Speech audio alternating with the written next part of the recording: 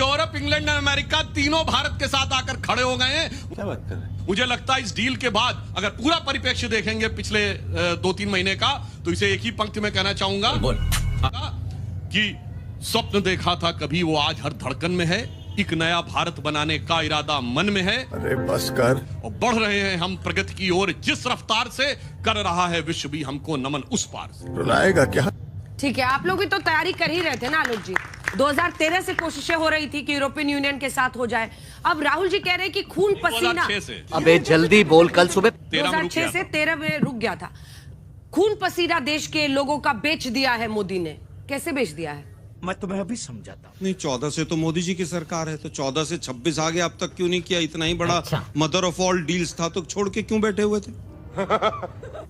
दुर्भाग्य ये है कि अपनी कमजोरियों को छुपाने के लिए ये तमाम इस तरह की चीजें हो रही। बात तो सही है। 3 महीने का इन्होंने जिक्र किया, 87 रुपए पे डॉलर की कीमत थी, आज वो 92 पे हो गई 5 साल में। जिस दिन यूरोपियन यूनियन से हुआ उस दिन यूरो की कीमत 3 रुपए बढ़ के 110 पार चली गई थी।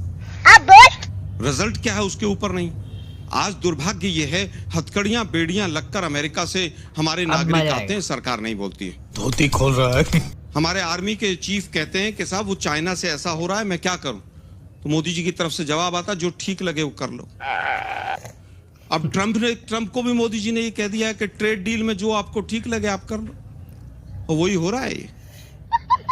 एक तरफा, बिल्कुल एक तरफा बोगस सरकार डील के सामने झुकी चली जा रही।